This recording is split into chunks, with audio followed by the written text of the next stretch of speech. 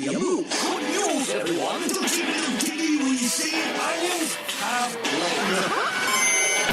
Welcome to 20th Century Boy. My name is Radio Mike, and this is the inside of my mind. And let's kill the bed there, because I want to just get straight into everything that's going on. Obviously, last week on the podcast, I was talking about coronavirus, COVID-19, and how everything at the moment is completely about that. And yeah, it's very, very, very strange times at the moment. And I'm not going to talk all about that for this podcast, but I am going to talk a little bit about it because I just want to address it at the top. I'm recording this on Monday. Usually I'd record on a Wednesday, the day before the podcast comes out, but today I've got to record it earlier because I've got other stuff on. Monday, the 23rd of March is today for me. So by the time this comes out, a bunch of stuff may have changed. I don't know. But at the moment, it's 10:45 a.m. for me. At 12 noon, I believe we start a big lockdown isolation process here in Melbourne, and most of Australia is doing the same thing. And it's starting to get really serious. Like, I know all of you are likely already doing it, but I think it's really important at the moment that you definitely adhere to everything that the government is telling us and just do socially isolate, social distance yourself, just stay in and watch TV and just don't go out, don't have parties with your friends, don't go to Bondi Beach, because this is really serious and really dangerous at the moment. I was really, really annoyed. I was genuinely very, very annoyed to see, after we were told by the government that we need to be socially distancing, that weekend, Bondi Beach in Sydney was full of people, not socially distancing, not isolating, very close. There were backpackers from, I'm not sure where, I think it was the US, saying, we don't care, we're young, our bodies will be okay, we will get over the virus. But that attitude is a very bad attitude to have towards this.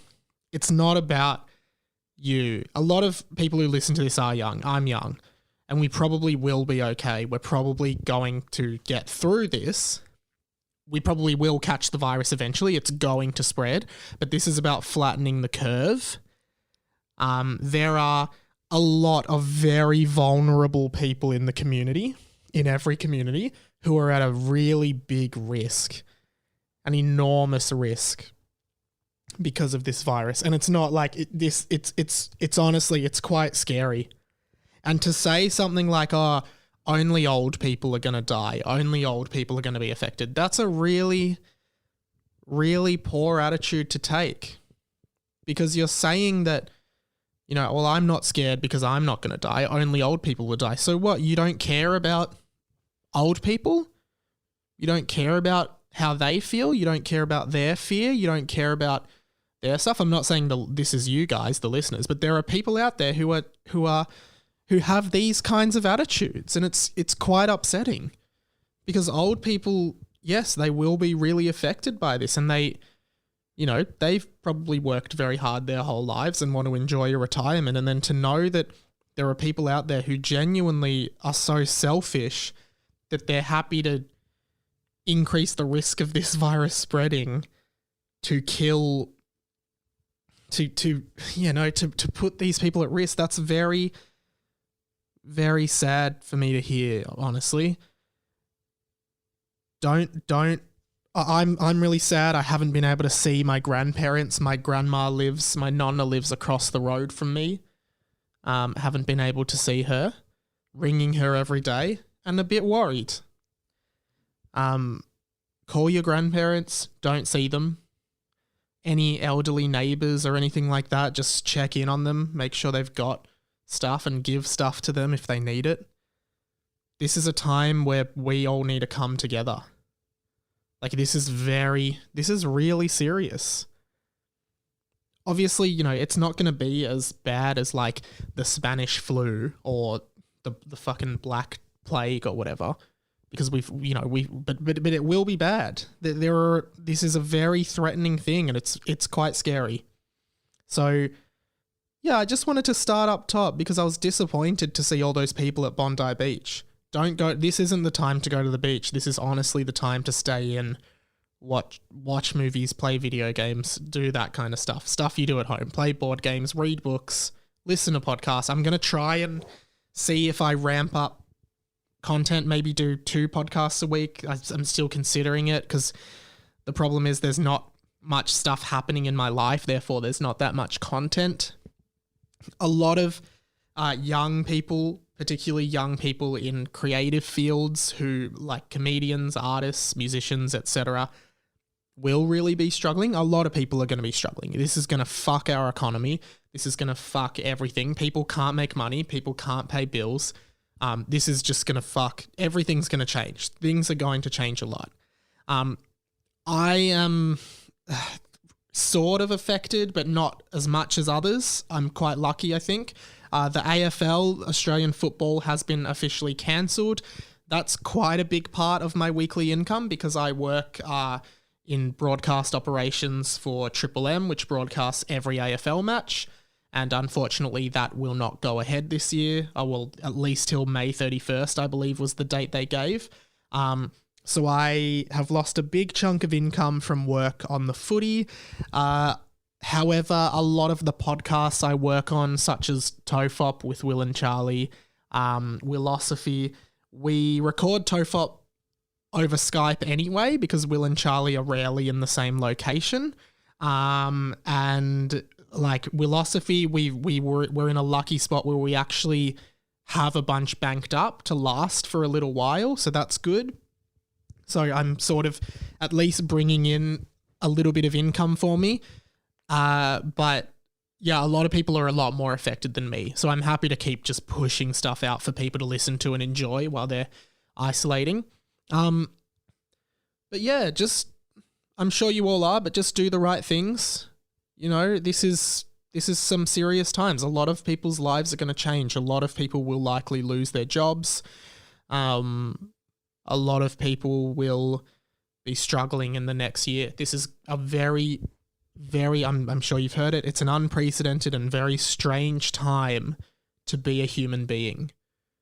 I feel so weird about all of this. I live by myself, so I'm not feeling too lonely at the moment. I'm sure I will because I'm just, it's just me. I already sort of felt a bit lonely, but yeah, hopefully do some FaceTimes and video calls and stuff. I've seen some apps like House Party and stuff that are facilitating that. And one of my friends from work told me there's this browser extension for Chrome, which is called Netflix Party, where you can link up with other people and sync up a Netflix movie with a chat bar on the side so you can all watch Netflix together. So that's pretty cool. I think I'd enjoy that. But yeah, guys, send a message anytime to any of the socials, radio.mike on Insta, it's Radio Mike on Twitter, radiomikepod@gmail.com is the Gmail, and 1-800-GET-FUCKED, 1-800-438-353. Voicemails. Would honestly love to know how you're affected. Just give us a call. Would really love to know how you're affected by this, how you're feeling, anything you'd like to hear, anything you'd like to see from me. Happy to, I guess, be a beacon of entertainment in these grim times. Life is weird, so stay safe and take care of your mental health and all of that. I think that's very important at the time being. Look, that's kind of how I wanted to start the pod, and I'll do it. I think I'm going to do slightly longer episodes. I just want to keep you guys occupied while you're roaming around the house, maybe just getting out for a quick walk around the block or cleaning up or whatever it is. I hope you have been well, everything considered. I've been pretty well. The first thing I want to officially announce is that I am now on TikTok. I am now on the app TikTok radio.mike is my handle. And wow, I just want to say that, and I'm sorry if you're on TikTok, but I've had TikTok for one day and I already think it is the worst thing ever. I genuinely hate TikTok. I am announcing that I've got it, but to be honest, I really hope that TikTok is no longer a thing very soon. It was just every single video I saw on there made me either cringe or just hate myself. I don't know. I just thought every single part of TikTok was just it was the most self-indulgent social media app of all time. It was worse than Instagram. It was pretty much, it just looked like a bunch of 15-year-old kids who were trying to get famous and doing crazy shit that was just annoying society in order to get famous. Otherwise, it was just girls lip-syncing like stuff from movies and shit like that. I hated everything about it. But the other thing I hated was how clearly addictive it is. How clearly, how easy it is to just swipe between videos and just get content. I was on it for like half an hour and everything I hated. Absolutely hated. Oh man, I hate TikTok. And the worst part is I already hated the song TikTok by Kesha, so now it's twice the TikTok hate. Seriously, I don't know, I'm going to use it for a week. I'll use it while we're in isolation and then I'm deleting it. Follow me on TikTok though, guys. I'd love to get you guys watching my content. Last night, I'm recording on a Monday, as I said. Last night, I was on radio, jumped on air as a panel op with Adam and Simon. Again, this is the third show and possibly the last show, considering the circumstances that we've done with them. And I wanted to say that, we were doing, sorry to go back to the coronavirus thing, but we were doing a show in the midst of, the Prime Minister of Australia and the Premier of Victoria announcing what the protocol was going to be as of today, the lockdowns, the isolation, all of those kinds of things.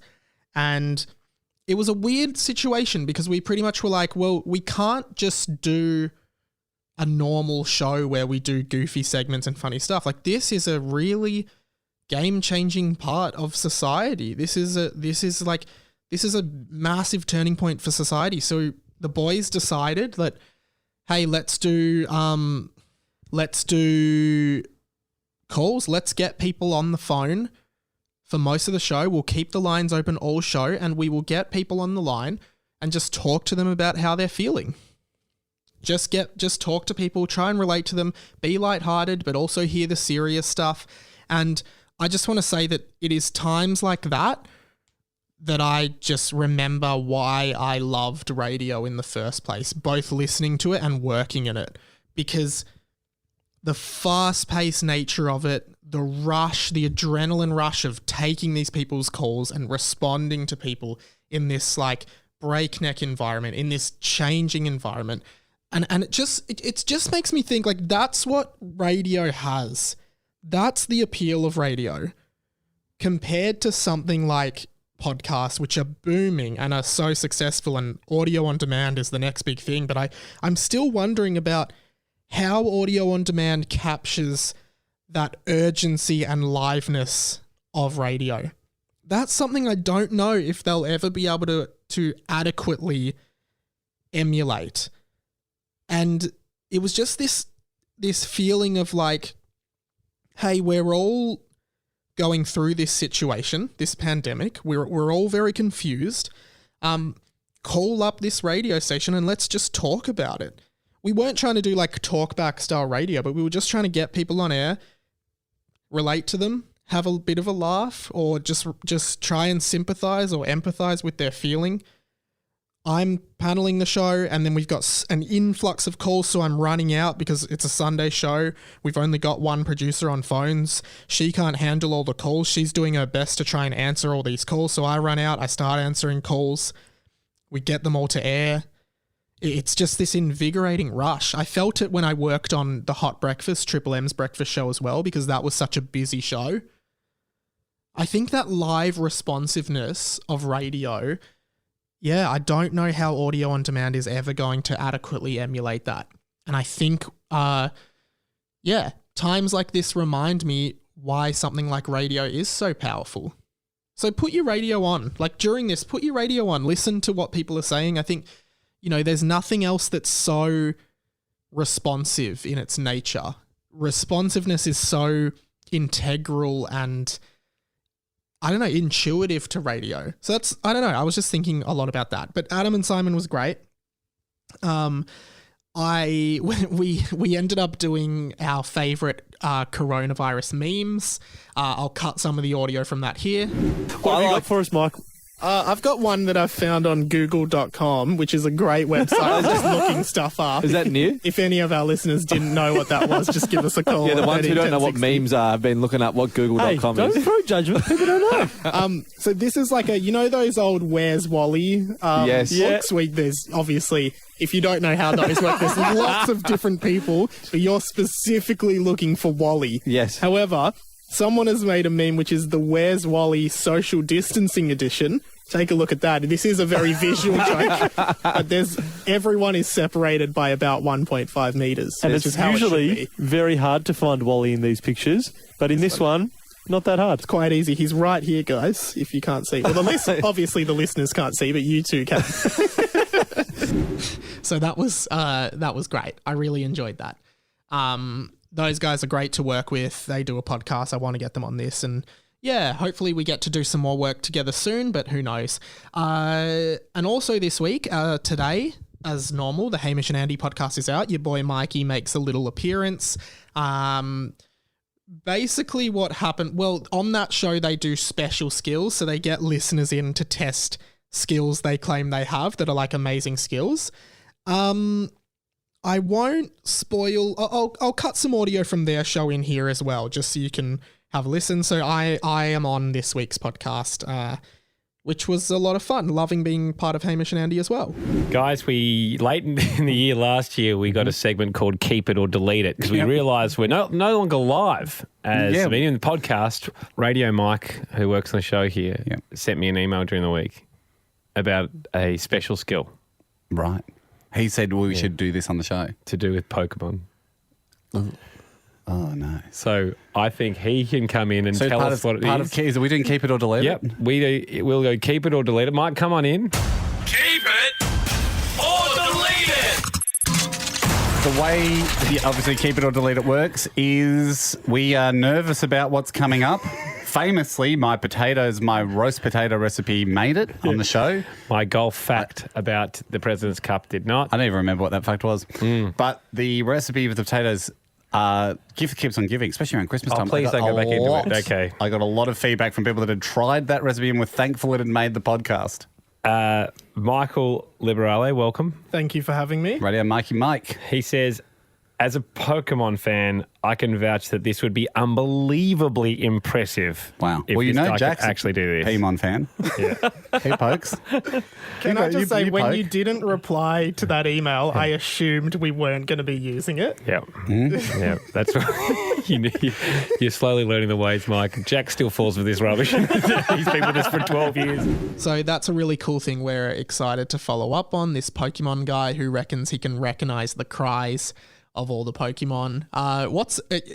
Send me a DM. What's your favorite Pokemon cry? Mine is Mewtwo, which is this. Yeah, I really, really think that's one of the best Pokemon cries. And yeah, let me know yours. Send it in. So but I do think if that guy can do it, it's pretty fucking impressive. Like anyone who's played Pokemon knows how like obscure those sounds are. Other than that, I did something that was kind of like a dickhead move, but also very funny to me over the weekend. So obviously last week, I think it was Tuesday, I went into Luke and Lewis's office to record their podcast to fill in for Lewis, and we went for a drive to KFC because I did a Keelan's Mealin'. Keelan's Mealin' is this show that Keelan from their show does on YouTube where he takes people to KFC and you talk about it and he asks you questions. And it was just like one of the dumbest things I've ever done. Feel free to check it out on Keelan's YouTube, whatever that is. And so Keelan's Mealins was fun. But what happened was Keelan ended up accidentally leaving his wallet in my car. And I didn't realize until Thursday night, Keelan messaged me. He's like, hey, I can't find my wallet. Can you check your car? And, you know, because we were all in self-isolation, everyone's a bit bored, I decided to have some fun. So what I did was, and sadly I only recorded bits of this, so I can't share all of it, but like, Keelan rang my phone and I just picked it up.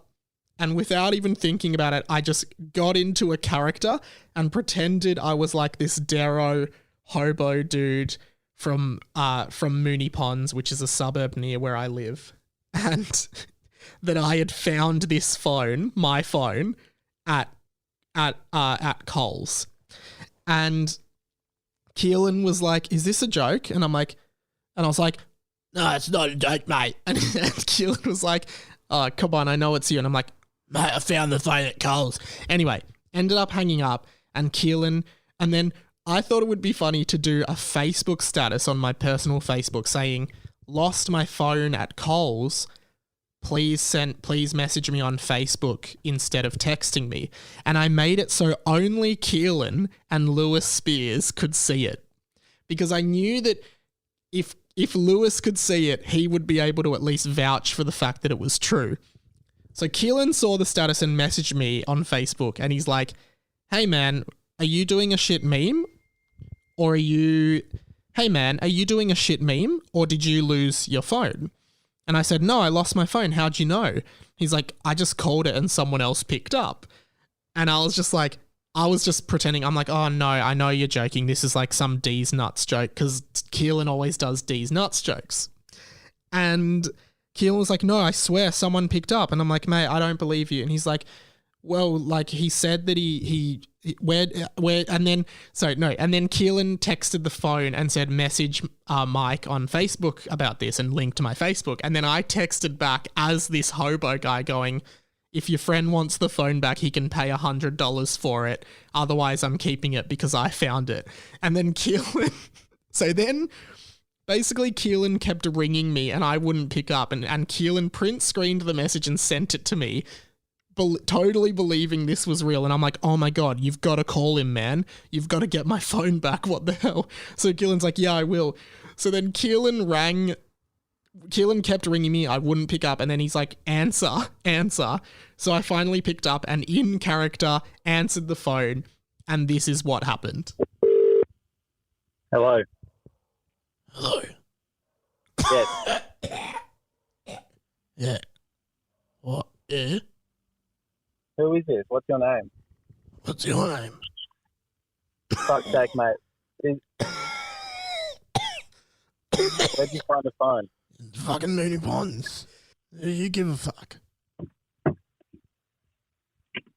Where are you, mate? I'll drop it off to you. I'll drop it off to you. I'm in Aberfeldy. Where are you? Where are you? Aberfeldy. At what? Aberfeldy. Can you send me an address? You gonna come pick it up?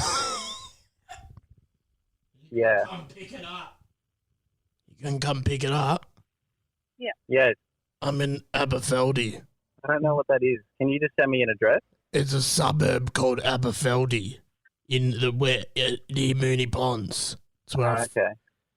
Aberfeldy's nuts.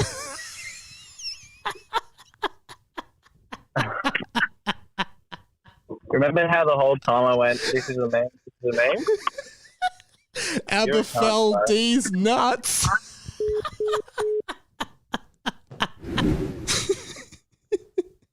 Yeah, so I said I was from a suburb called Aberfeldy, which is a real suburb. And keep in mind, this went on for like an hour, like this whole ordeal. That was the last part of it, where I just was like, I have to do a D's nuts joke.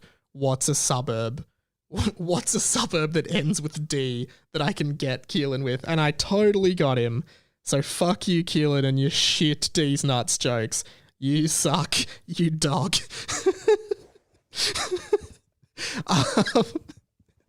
The other thing that happened this week, which I mentioned last week on the podcast, is it's a new thing that has been dubbed by several listeners or several people that follow me on Instagram at least as the Phenomajon. Now, what happened was not years ago, I keep saying this, last year, 1 year ago on the podcast, a guy called Radio Uncle Johnny, welcome to the radio family, Radio Uncle Johnny, messaged the podcast. And I was like, oh, Uncle Johnny, I wonder whose uncle he is. Because everyone has an uncle called John. And it's this principle I've come up with that pretty much everyone you ever meet will have an uncle called John. If they don't have an uncle called John, then it is very likely that their dad's name is John. And if their dad's name is not John and their uncle's name is not John, step 3 of the Phenomajon is that either your grandfather or you or both are called John. Now, there were a lot of people messaging in. I reckon over 100 people were like, yep, this applies to me. Yep. And people were messaging like, John, uncle, or John, grandfather, John, dad, John, me. And then someone was like, look, my dad's middle name is John. I was like, bam, that counts. One guy said my godfather's name is John. And I was like, look, I'm going to count it. I'm going to accept it. This is the Phenomajon. This is the Phenomajon. Now, a lot of people are saying that the Phenomajon isn't, it's not like, I haven't really uncovered this deep, dark conspiracies of Johns trying to take over the world. A lot of people are pointing out that John is just a very common white dude name, which is true. John is a very common white dude name. I am sure over your life you will meet more Johns than any other name. However, still think there's merit in the Phenomajon. So, as I've said in previous episodes, if you have an uncle called John, all you have to do is send me a DM that's John. But if the Phenomajon does apply to you on steps 2 or 3, right, send me a DM that just says John, and then in brackets, just specify where in the Phenomajon you fit. Grandfather, father, my name, middle name, great-grandfather, brother. Brother is still applicable. So, if we can all keep up with the Phenomajon, that'd be really good. I'd really appreciate that. Before we get into some pop culture stuff for this week's episode, it would be very, very good to hear from this next guy. This is a guy who has been there for a long time on this podcast for us, for the radio family. And last year, he was giving us a weekly update. Every single week, he was giving us an update on what he was doing. He's the best friend of the show. We don't know his real name. We don't know where he's from. We did get a hold of him on the phone last year on one of the later episodes for an exclusive interview. His name is Radio Nacho Cheese. Now, he emailed the show earlier in the year, and we decided he'd swap from a weekly update to a monthly update, just so we don't want to lose the best friend of the show, but we want to make room for other people. So, I think it's about time we do this. Yeah, g'day everyone, it's Radio Nacho Cheese here. G'day Radio Mike, it's Radio Nacho Cheese here again. Radio Nacho Cheese here again. Radio Nacho Cheese here. He's Radio Nacho Cheese and this is his weekly update! Yeah, it's Radio Nacho Cheese. This is his monthly update. We need to update the, we need to do an update on the intro to the segment. Radio Nacho Cheese has come through again. He's got a monthly update for us. This is what he has to say, and it's going to be interesting to hear how Radio Nacho Cheese has been affected by all this coronavirus stuff. So Radio Nacho Cheese, please take it away. We're keen to hear your thoughts. Yeah, g'day Radio Mike and the Radio family. It's Nacho Cheese here. 10:15 on the 4th Monday of March, which is going to be the Monday that I do my weekly updates. It's going to be the 4th Monday of every month, which obviously will sometimes be the last Monday of the month. Other times, like this one, it'll be the second last Monday of the month.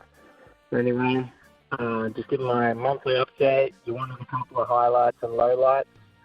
We'll go with the lowlights first. Obviously, COVID-19.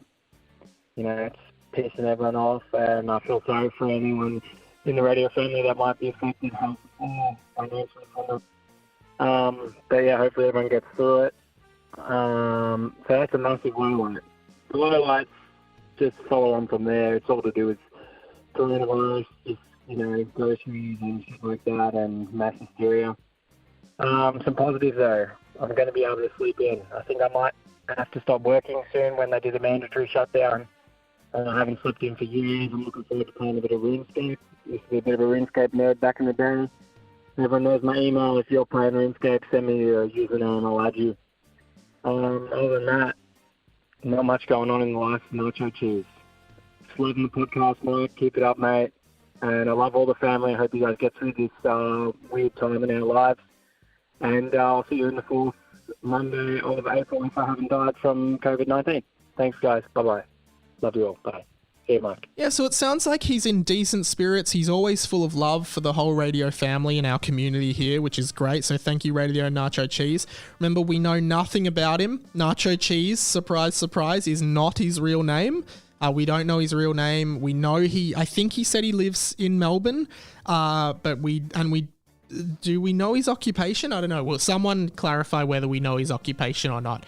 Nacho Cheese, thank you so much for being a part of the show this week. We really, really appreciate it. Looking forward to your update for April. Hopefully things have taken a turn for the better in April. And yeah, the 4th Monday of every month is Radio Nacho Cheese's monthly update. Really looking forward to that. Nacho Cheese, thank you so much for your time this week. Another voice message came in this week to 1-800-GET-FUCKED from Radio Brian Sanders, a Canadian listener. Well, I think he's Australian, but he's living in Canada.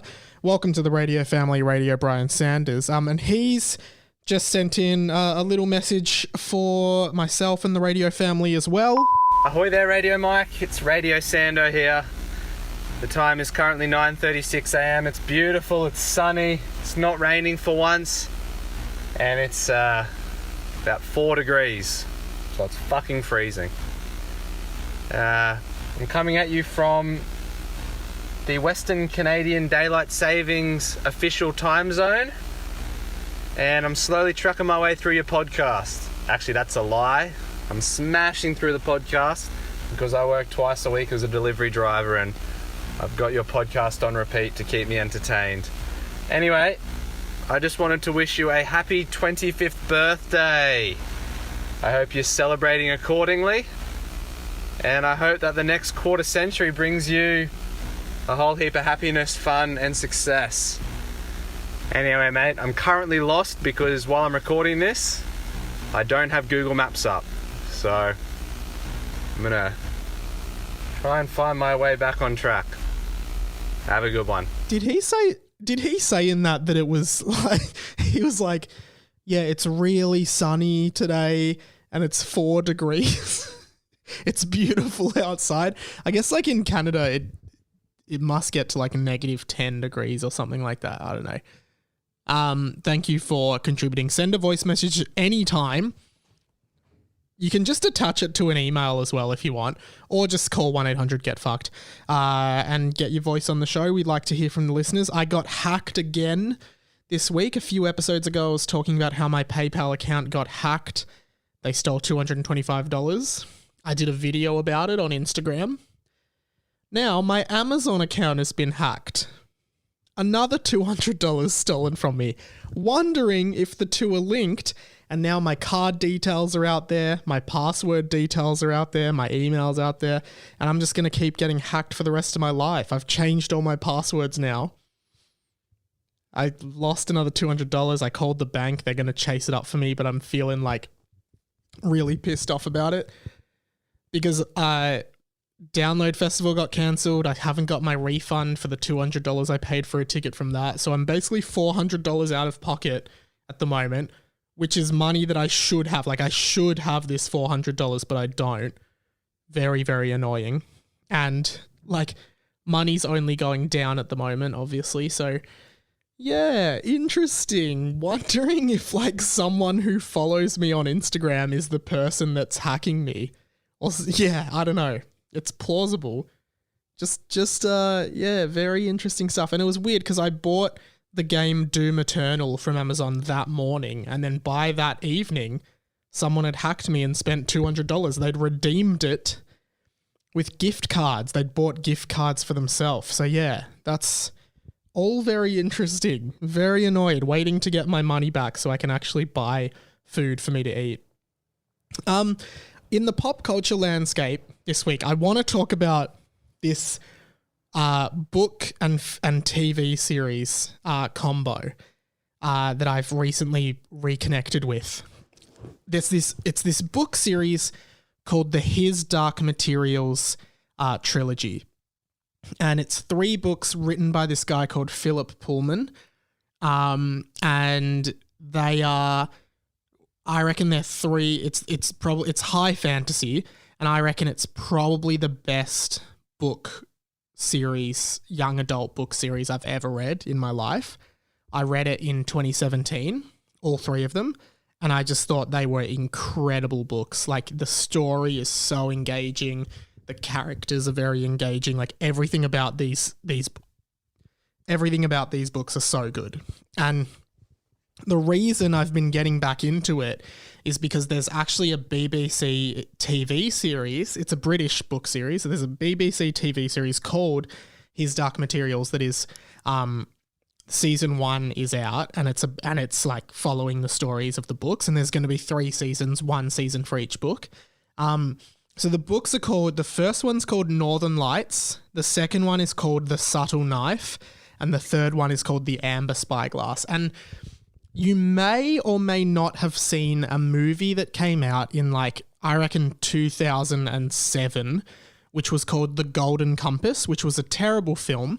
If you know it, it's a film where a girl, it's a girl and a polar bear.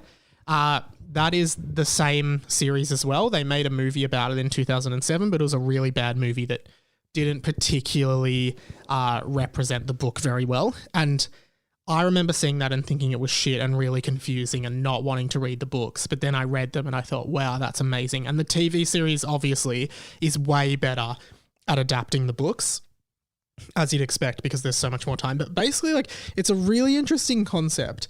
It's about this girl called Lyra, and she lives in an alternate world in which every human has a demon, which is spelled Daemon, a demon that is an animal.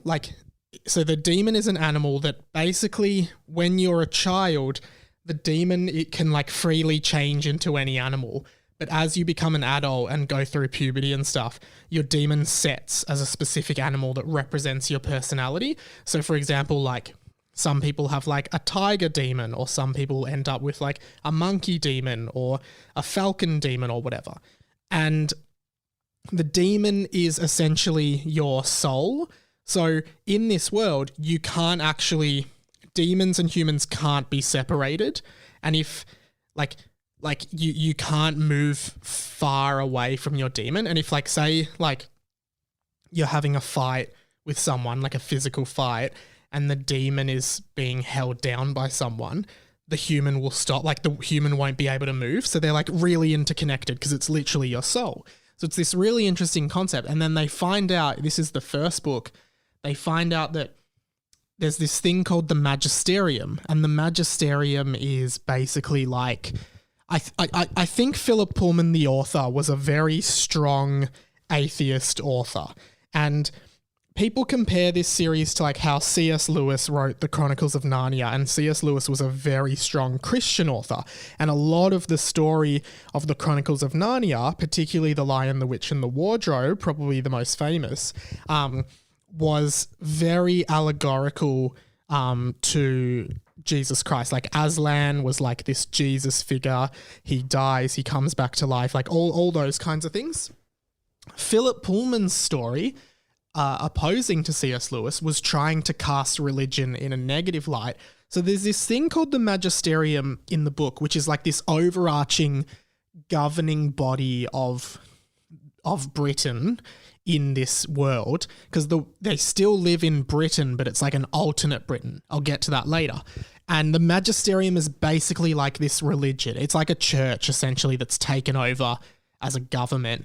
And the Magisterium is trying to learn how to... Well, yeah, it's a very confusing book. Basically, Magisterium's like this church kind of figure that's the bad guy of the book series. And they are trying to... They start kidnapping children and experimenting on them by severing them from their demons. So they cut them away from their demons, and they find that when humans and demons are separated, the humans just become like totally spaced out and soulless. Like in Harry Potter, if a Dementor sucked out your soul, they say that they lose themselves. Like they're still alive, but it's not a life worth living. And that's kind of like what it's like to lose a demon in this book series. Then in the second book, and this, I guess it's kind of a spoiler, but like this is, I mean, you'd find out anyway. So it's kind of cool to know this going in. And the TV series, which isn't specifically adapting the second book, but it's adapting parts of it. In the second book, you meet this kid called Will, and Will lives in our world. So he lives in the real our world where there's no demons. It functions exactly like our world.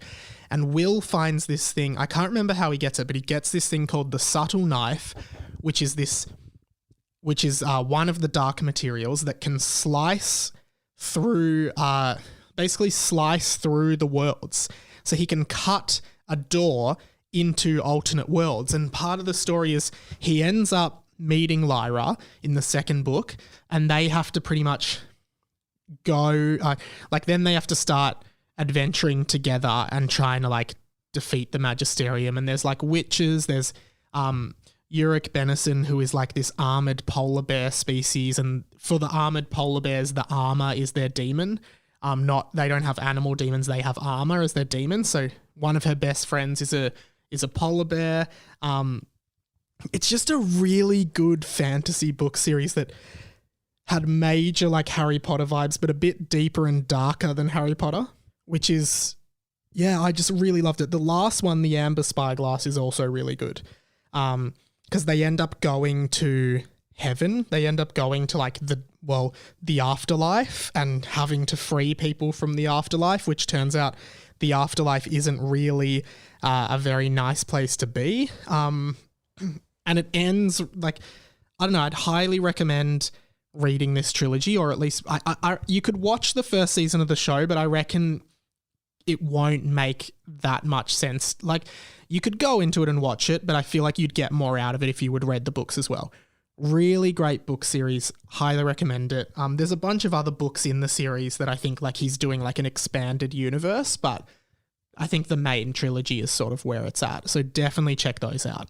One more thing in the pop culture landscape for today, which is that obviously because of everything that's going on, cinemas are shutting down, which is really, really interesting, because basically a lot of movies, like new movies that have essentially tanked at the box office because no one's going to the movies at the moment, are being rushed to digital.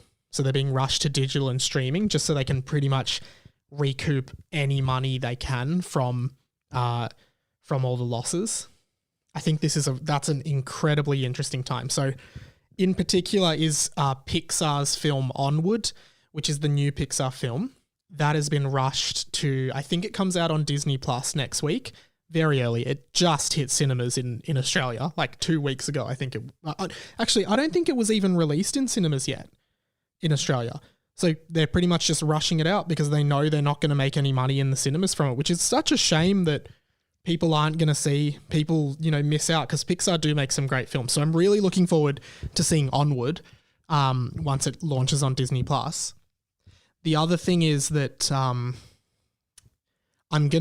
think I'm going to do like a couple videos on YouTube which are like things to do, things to engage, content to consume while in isolation. So I reckon I'm going to do like, here are 5 Nintendo 64 games you should check out that still hold up today. Here are 5 really good animated movies. Here are 5 really good TV shows.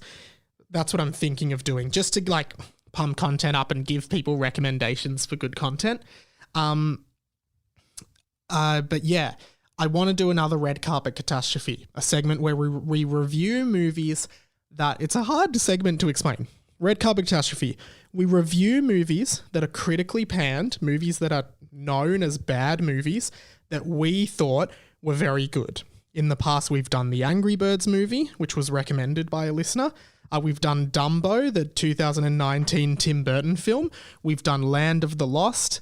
Last week, we did Guns Akimbo, which I thought was really good. And I want to do one, not for a new movie, but a movie that I watched on Netflix that I thought was really, really good. I'm sure a lot of you will laugh at this, but let's do a Red Carpet Catastrophe. 20th Century Boys Red Carpet Catastrophe! Okay, so I think last year, well, it had to be last year, on the podcast early on, a listener whose name I can't remember, and if you still listen to the show, remind me who you are, but they wrote in saying, asking if I had ever watched any of the Godzilla films, and they were like a massive Godzilla fan and had watched all of them. So, the other night I was thinking about that, and I watched on Netflix Godzilla King of the Monsters, which is the latest Godzilla film, which came out last year, and it has Millie Bobby Brown from Stranger Things in it, and a bunch of other actors that I didn't particularly recognize. I looked at the reviews for this movie, pretty much entirely negative. Listened to a podcast about it, very, very negative again. But I thought this movie was awesome. I just thought there was all like, you know, because obviously when they did the Godzilla films originally in Japan and they just became like, you know, they're almost comically bad. Like the Godzilla is portrayed by a person in a costume, so Godzilla has very human-like movements. So I just think that the way they're doing these monster films now are really cool, because you're seeing all these monsters that in the past have only really been these shitty people in costumes or plastic monsters and shit like that, and they're using today's technology to make them pretty fucking awesome, which I absolutely love. Like, I've really, really, really liked seeing Godzilla and Mothra and Ghidorah, which is the 3-headed dragon that they find in Antarctica in this movie, which I honestly thought looked sick. Like, the reveal of Ghidorah just was incredible. Like, I just thought it was so cool seeing monsters. Like, I don't know, like, I haven't seen many monster films. It was just awesome. Like, I think even, like it makes me think how cool, I guess we did get a live-action Pokemon film, but just, like, how cool a lot of the Pokemon could look in actual real 3D. Like, I guess we got a glimpse of that in the Detective Pikachu movie, but I'd love to see more of this style. Like, all of the monsters were just, like, so well animated, and I really did feel like a lot of the fight scenes were really interesting to watch, really exciting to watch. It was just an exciting film. I think it's really hard to make a monster film because they all kind of have to follow the same sort of routine, which is the humans responding to the monster's attack. The military comes in and fails to, you know, to handle the situation because the monster's immune to all the guns and shit. I just thought it was really good. Like, it was just an entertaining monster movie that you could just sort of disappear into and not really worry about. So yeah, that's a Red Carpet Catastrophe. I'd check it out. They're making like a cinematic universe now of monster films. Well, they're trying to at least. So they did Kong Skull Island, which I haven't seen, but that's like a King Kong movie. And in this movie, Godzilla King of the Monsters, which takes place after Kong Skull Island, the amount of times they mention Skull Island, oh, there's a monster on Skull Island, oh, there's a monster on Skull Island, fucking 100 times, just like doing everything they can to like solidify this cinematic universe. And I believe the next one, which comes out this year, well, it's supposed to, is Godzilla vs. Kong, which I'm actually really looking forward to.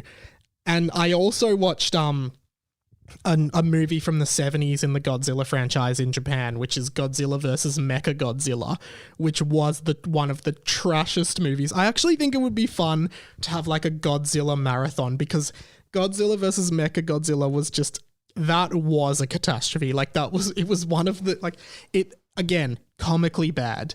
Everything about it is just hilarious. Like, aliens, the premise of that one is that aliens have created a fake Godzilla, Mechagodzilla, to invade the Earth and destroy it, and then the real Godzilla and Mechagodzilla are having to fight, and the aliens kidnap people from Earth. Oh, it was just like such a mess, such an absolute mess. But yeah, I've watched a few of the old Japanese Godzillas, which date back, I think, to the 60s, and yeah, they're just so bad, but comically bad. Like, in Godzilla vs. Mechagodzilla's, one of the actresses has to like sing a song to summon this lion monster, and just literally for 3.5 minutes of the movie, she's just sitting on the beach singing a song, and I'm like, when did this movie become a musical? Mechagodzilla's pretty cool. I don't think they could do Mechagodzilla in a westernized version. I just think it'd be so hard to sell robot Godzilla. That would just be too far over the line. Happy with 3-headed Ghidorah and Godzilla fighting, but I don't think they'll get Mechagodzilla over the line. I think I'm going to keep watching some old Godzilla films, like the guy who wrote into the show last year recommended, just because they're so funny, and I recommend you do too. Tell me if you do watch one, message in the show and tell us how stupid it was. For now, I think that's pretty much time on the podcast for this week. I want to keep doing content, so anything you want me to talk about, let me know.